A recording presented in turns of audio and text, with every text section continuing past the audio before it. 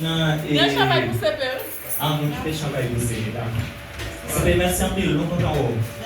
C'est pas mes champagne. Bonne fête. Condoléances. Bonne fête. Et... Nous faisons place au directeur dans ces mots de circonstance. Madame la chef de service, Madame l'assistante chef de service, Messieurs les vérificateurs et contrôleurs de la CSCCA, Oui. Mesdames, Messieurs, c'est avec une légitime fierté et un cœur dilaté de joie, chargé d'émotion, que je prends la parole devant vous en cette occasion si agréable pour nous que celle de la fête de l'administration publique. L'administration publique haïtienne est l'instrument par lequel l'État concrétise sa mission et objectifs. Pour garantir sa rentabilité, elle doit être gérée avec honnêteté et efficacité. Les trois textes lus et rédigés par Boiron Tonnerre sur la place d'Armes de Gonaïves le 1er janvier 1804 présentaient Dessalines comme gouverneur général à vie, en lui donnant le droit de faire la paix, de faire la guerre et de nommer son successeur. Il gouverna le pays jusqu'à sa mort, survenue le 17 octobre 1806.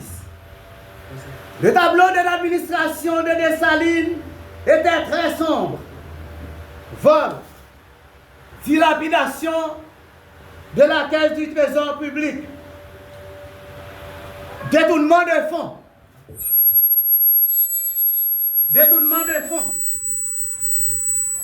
Dessalines avait fait des dépenses fortes pour ses amis et ses femmes. Haïti se transformait en un nid de pirates, en une caverne de voleurs.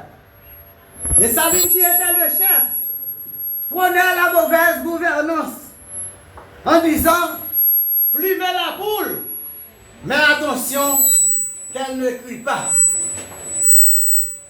L'administration durant la période de gestion de Dessalines était une véritable guerre. Après la mort de Dessalines, on assista dans le pays à un schisme politique. C'est-à-dire que le pays était divisé en deux parties. Pétion dans l'ouest, Christophe dans le nord. Le tableau de l'administration de Pétion n'est pas différent de celui de Dessalines. Pétion pratiqua une politique de laisser glaner en disant « c'est le pouvoir qui m'intéresse ». Vol, gaspillage, dilapidation de la caisse du trésor public. Louis-Joseph Janvier n'a jamais cessé de dénoncer auprès de Pétion la mauvaise gestion de la chose publique et de souligner la nécessité d'y instaurer davantage d'ordre et de rigueur.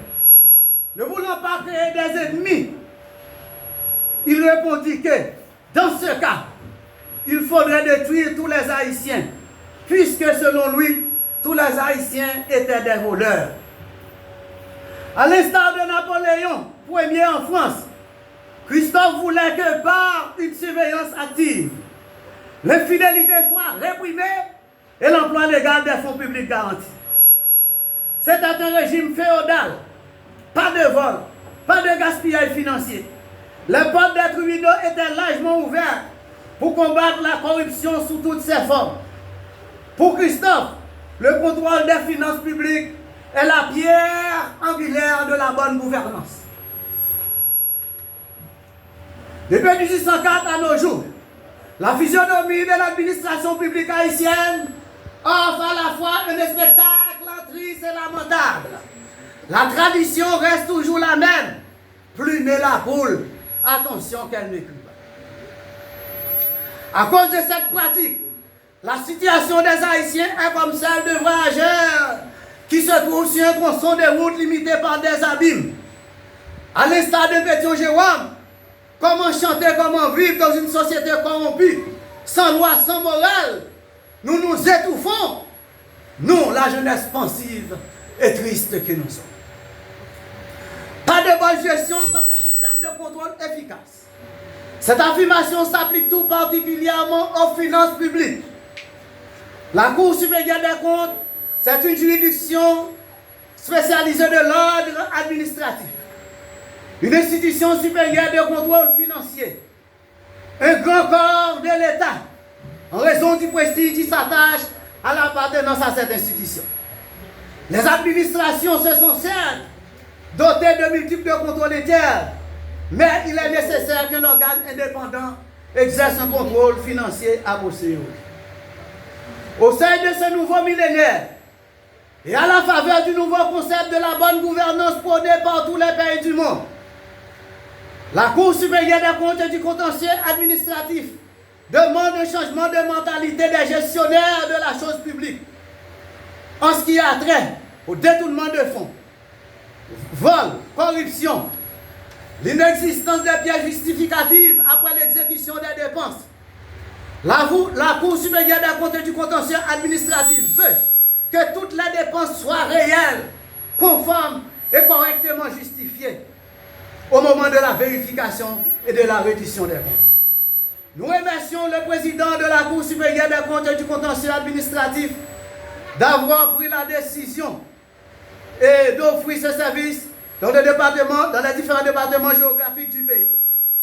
Luttons pour une gestion saine et efficace des finances publiques. Merci.